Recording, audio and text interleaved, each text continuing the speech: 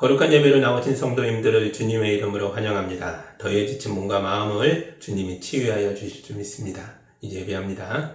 하나님께 예배하는 사람은 영과 진리로 예배해야 합니다. 아멘.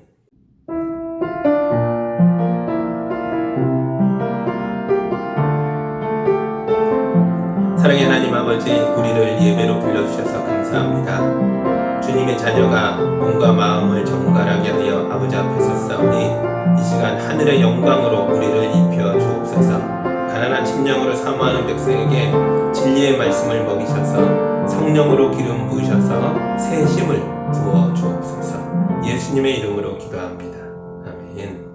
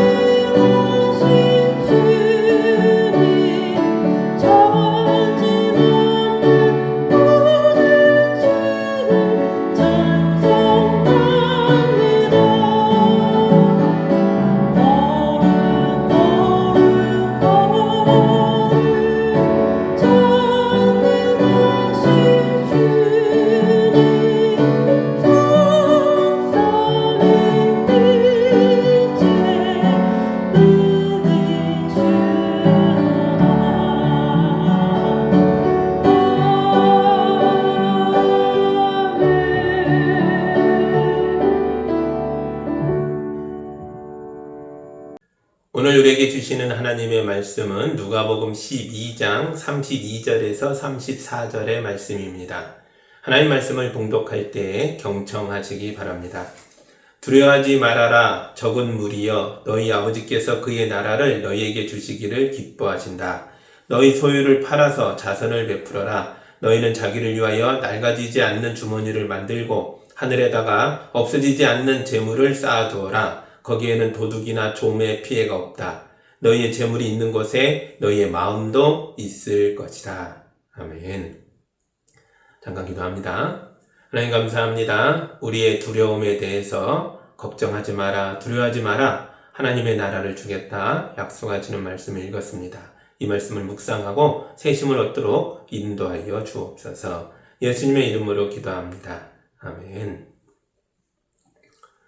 예수님이 어느 동네에서 말씀을 전하셨는데 수천 명에 달하는 사람들이 그곳으로 모여들었습니다. 12장 1절을 보겠습니다. 그동안에 수천 명이나 되는 무리가 모여들어서 서로 밟힐 지경에 이르렀다. 예수께서는 먼저 자기 제자들에게 말씀하셨다. 너희는 바리새파 사람의 누룩 곧 위선을 경계하여라. 아멘. 사람이 너무 많이 모여서 서로 밟힐 지경에 이르렀습니다. 그런데 예수님이 이런 상황에서도 소수의 사람들에게 집중하셨습니다. 이제 오늘 본문인 32절을 다시 봅니다. 두려워하지 말아라. 적은 무리여 너희 아버지께서 그의 나라를 너희에게 주시기를 기뻐하신다. 아멘. 여기에 수천 명에 달하는 큰 무리가 모여서 서로의 발을 밟아대고 있으니 얼마나 혼란스러운 상황이었겠습니까? 그런데 이런 혼란스러운 곳에서 예수님이 적은 무리에게 두려워하지 말아라 라고 말씀하셨습니다. 이 적은 무리가 누구입니까? 이들은 예수님의 핵심 제자들이었겠죠. 1절에 나오는 수천 명 속에 32절에 나오는 적은 무리가 들어있습니다. 예수님은 두 무리를 똑같이 대하지 않으셨습니다. 심지어 두 무리에 대해서 사용했던 단어도 다릅니다. 수천 명의 무리에 사용되었던 단어는 오클로스라는 단어입니다. 오클로스는 군중 또는 백성이라는 의미를 가지고 있습니다. 하지만 32절에 적은 무리여 할 때 사용했던 단어는 포임니온이라는 단어입니다. 포임니온은 양떼라는 뜻입니다. 예수님 앞에 수천 명이 모여 있었지만 주님의 양떼는 오직 32절에 나오는 적은 무리였습니다. 이건 등에 식은땀이 날 정도로 무서운 이야기입니다. 오늘 예배 자리에 나온 사람들 가운데서 소수의 사람들만 하나님 나라를 물려받는다라는 뜻이니까요. 저는 이 구절을 묵상하다가 20년 전에 있었던 어느 부활절 예배가 생각이 났습니다. 그날 개신교 교인 10만 명이 상암동의 월드컵 경기장에 모여 부활절 연합 예배를 드렸습니다. 그날 저는 교인들과 함께 대형 버스를 타고 경기장에 갔었는데요. 전국에서 몰려온 다른 대형 버스들이 꼬리에 꼬리를 문 채로 길을 다 막고 있어서 주차할 자리도 없었습니다. 그래서 전도사님 한 분이 차에 남으셨고 저와 다른 교인들은 다 내려서 걸어서 경기장까지 갔습니다.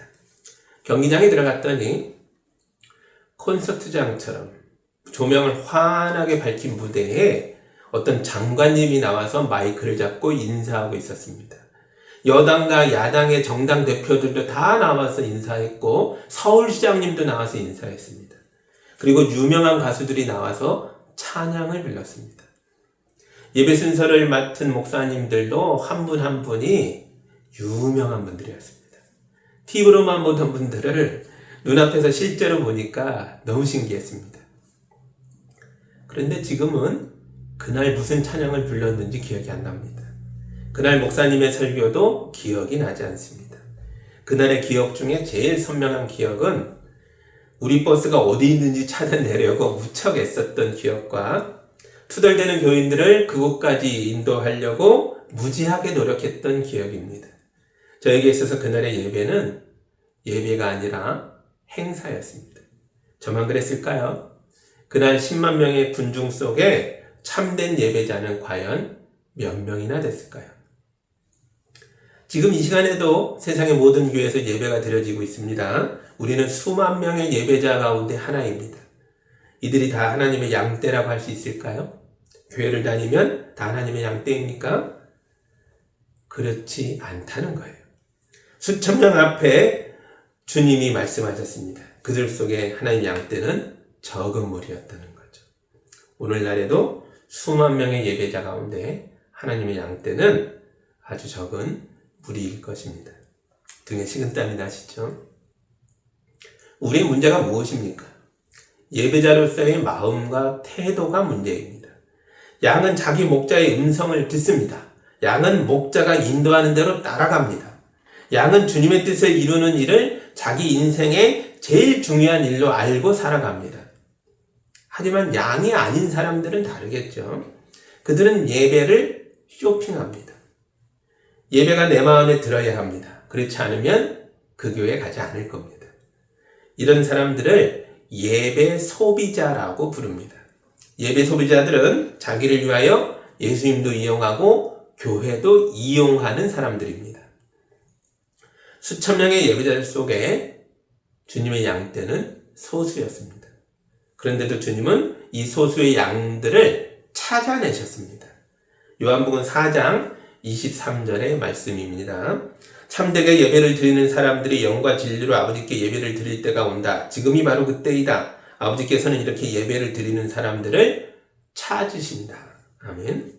우리가 예배 자리에 온 것만으로는 충분하지 않습니다. 우리는 소수의 양떼가 되어야 합니다. 그래야 구원을 받을 수 있습니다. 그러나 이 일에 대해서 너무 두려워하지는 마십시오. 이 시간 영과 진리로 예배하는 참된 예배자가 되시면 됩니다. 아버지께서는 이렇게 예배하는 사람들을 찾으십니다. 아버지께서는 이렇게 예배하는 자들에게 자기 나라를 물려주십니다.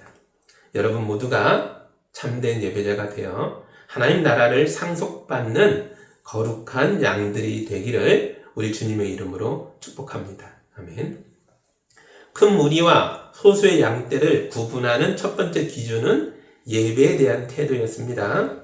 그리고 이제 두 번째 기준을 말씀드리겠습니다. 두 번째 기준은 재물에 대한 태도입니다. 먼저 큰 무리가 보여주는 재물에 대한 태도를 보겠습니다. 13절과 14절입니다. 무리 가운데서 어떤 사람이 예수께 말하였다. 선생님, 내 형제에게 명해서 유산을 나와 나누라고 해주십시오. 예수께서 그에게 말씀하셨다. 이 사람아, 누가 나를 너희의 재판관이나 분배인으로 세웠느냐. 아멘. 큰 무리 가운데서 나온 사람이 예수님에게 자기 형을 야단쳐 달라고 요청합니다. 부모님이 죽었고 자녀들이 유산을 상속받게 됐는데 형님이 부모님의 유산을 많이 가져가서 자기는 조금밖에 받지 못했다는 겁니다. 이 사람의 말을 들으시고 예수님이 황당해 하셨습니다. 이 사람아, 그런 부탁을 왜 내게 하는가? 나는 재판관도 아니고 재산 분배인도 아닐세. 예수님은 자기 앞에 모인 수천 명의 군중에게 하나님 나라에 대해서 말씀하셨습니다. 예수님의 말씀에 권세가 있어서 사람들의 마음을 뒤흔들 만큼 힘과 감동이 있었습니다.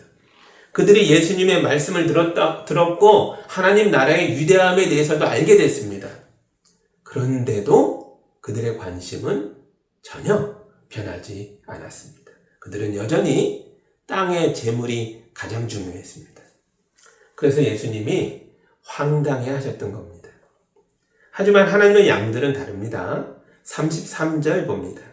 너희 소유를 팔아서 자선을 베풀어라. 너희는 자기를 위하여 낡아지지 않는 주머니를 만들고 하늘에다가 없어지지 않는 재물을 쌓아두어라. 거기에는 도둑이나 좀의 피해가 없다. 아멘. 양들은 자기 재물을 땅에 쌓지 않고 하나님 나라에 쌓는 사람들입니다. 땅의 재물로 자선을 베풀면 우리가 실천한 사랑이 하늘에 차곡차곡 쌓이게 될 것입니다. 사실 자선을 베푸는 일이 그렇게 어려운 일은 아닙니다. 저는 며칠 전에도 자선을 베풀었습니다. 그날 어떤 아주머니가 우리 교회에 찾아오셨어요. 그리고 자기 어려운 사정을 이야기하면서 도와달라고 하셨습니다. 그래서 제가 제 지갑을 열어서 5만 원을 꺼내 드렸습니다. 지갑에서 인심이 나는 법입니다. 지갑에 돈이 있으면 우리는 그만큼의 자선을 베풀 수 있습니다. 그러나 예수님이 말씀하신 자선은 대단히 수준이 높은 것들이었습니다. 예수님께서는 너의 소유를 팔아서 자선을 베풀어라 이렇게 말씀하셨습니다. 이것이 하나님 백성이 행하는 자선이라는 거예요. 여러분은 이런 자선을 행할 수 있을 것 같습니까? 저는 못할 것 같아요. 교회 와서 돈을 달라고 하는 사람들 중에는 거짓말을 하는 사람들도 있습니다. 돈이 목적인 사람들은 굉장히 끈질깁니다. 그런 분들은 제가 돈을 줄 때까지 버티면서 안 갑니다. 어느 날은 제 지갑에 10,000원밖에 없어서 10,000원을 드렸더니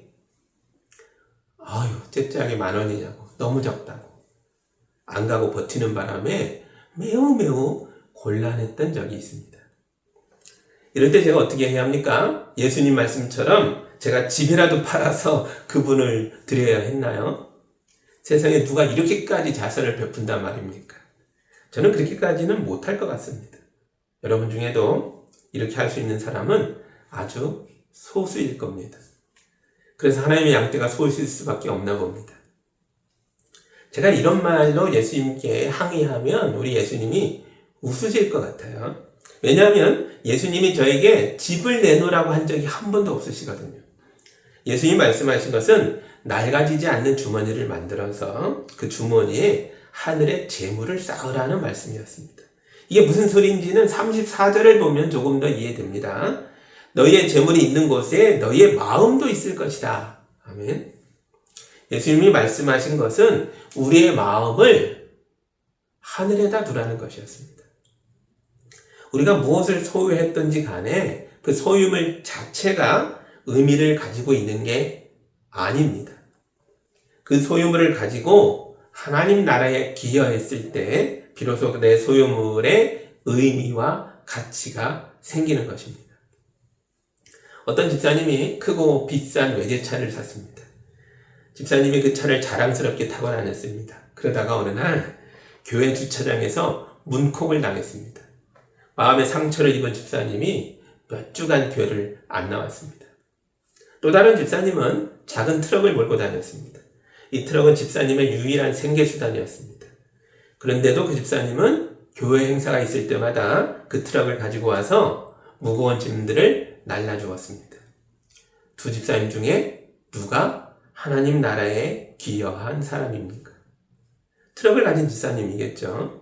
그분은 자기 소유를 가지고서 주님의 몸인 교회와 하나님의 백성을 돕는 일에 아름답게 사용했기 때문입니다. 여러분은 무엇을 가지고 있습니까? 차가 있으십니까? 그 차로 하나님 나라에 기여하시기 바랍니다. 많이 배우셨습니까? 그 배움으로 하나님 나라에 기여하시기 바랍니다. 생명이 있으십니까?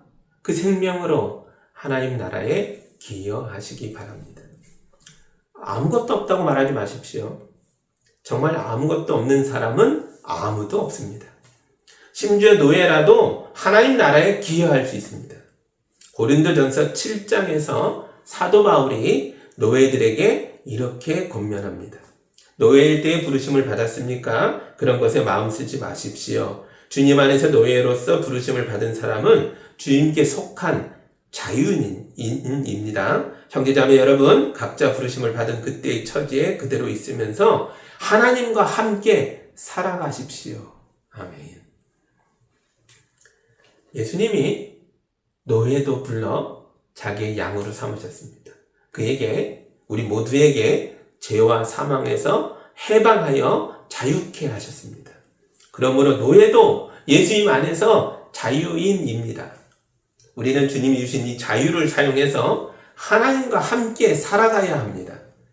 이렇게 사는 사람들이 하나님의 양떼입니다. 물려받지 못한 유산에 집착했던 사람은 평생 그 마음에 매여서 종노릇 하게 될 것입니다. 그는 평생 인색하게 살 것이고 평생 부모를 원망하고 형을 원망하며 살겠죠. 교회에 와서 예배를 드려도 그 원망에서 벗어나지 못할 것이고 말씀을 들어도 내가 원하는 말씀이 아니면 마음을 닫아버리기에 지옥 같은 마음이 고쳐지지 않을 것입니다. 이런 고약한 마음, 망가진 마음도 내가 가지고 있는 나의 소유물입니다. 이 소유물을 팔아서 자선을 베푸십시오. 미움의 마음을 팔아서 돌아가신 부모님을 용서하고 미웠던 형과 화해하는 일에 사용하여야 합니다. 그러면 그가 믿음으로 행한 일들이 하늘의 보화로 쌓이게 될 것입니다.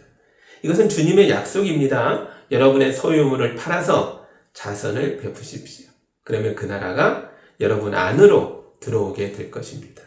32절을 다시 보겠습니다.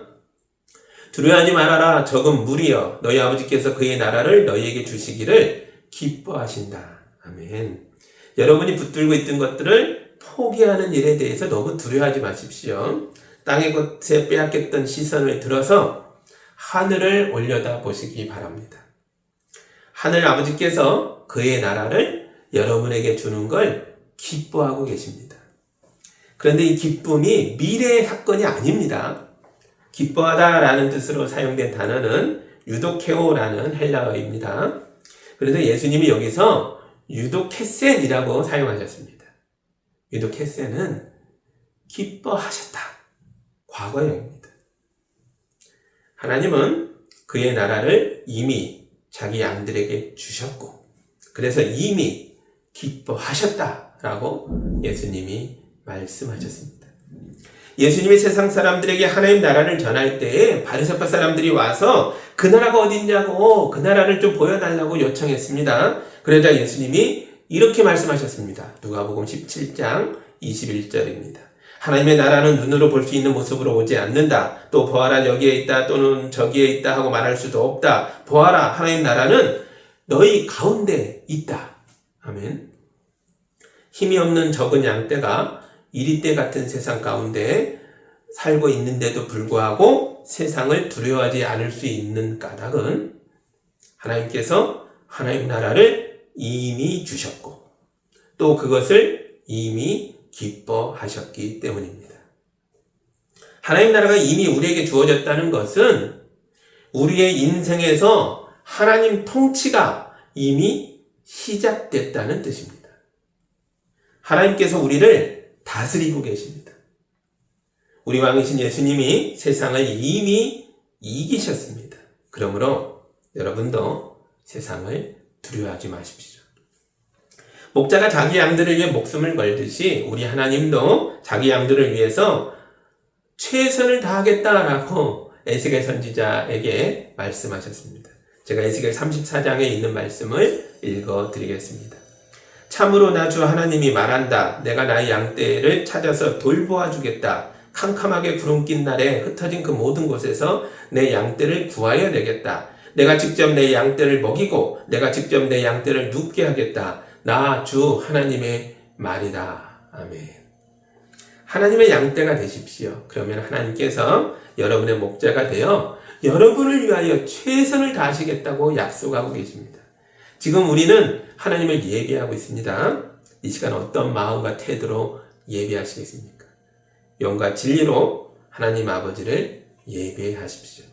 진심으로 하나님을 사랑하십시오. 그러면 우리네 인생을 어둡게 했던 캄캄한 구름이 걷히고 은혜의 햇빛이 쏟아지게 될 것입니다. 여러분 모두 참된 예배자가 되고 자기 소유물을 팔아 하늘에 쌓아 올리는 사람이 되어 여러분의 인생의 모든 날들이 하나님의 나라가 되기를 우리 주 예수님의 이름으로 축복합니다. 아멘. 기도하겠습니다. 하나님 아버지 감사합니다. 두려움이 많은 세상을 살지만 두려워하지 말아라 말씀하신 목자의 음성을 듣고 이 세상을 두려워하지 않으며 하나님 백성으로 살고자 합니다. 그 나라가 멀리 있는 내일의 사건이 아니라 오늘 우리 삶에 임한 줄 믿습니다. 주님의 통치가 우리 삶에서 이루어지게 하여 주옵소서. 하나님의 기쁨 속에서 살아가는 우리 모든 성도들이 되도록 인도하여 주옵소서. 예수님의 이름으로 기도하옵나이다. 아멘.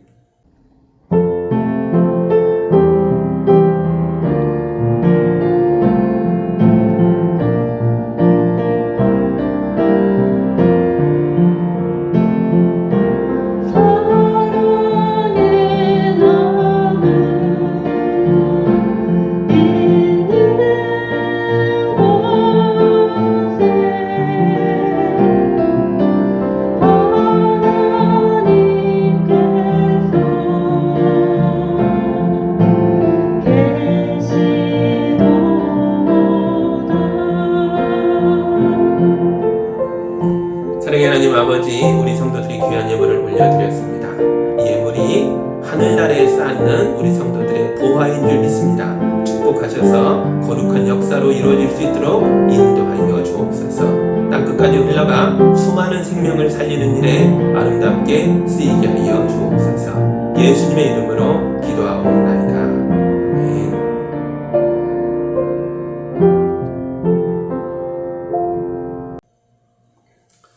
이제는 우리 주 예수 그리스도의 은혜와 우리 하나님 아버지의 크신 사랑하심과 성령님의 인도하심과 교통하심이 주님의 양이 되어 마음을 하늘에 두고 하나님의 영광을 위하여 달려나가는 우리 모든 성도들 위해 이제로부터 영원까지 함께하기를 간절히 축원하옵나이다. 아멘.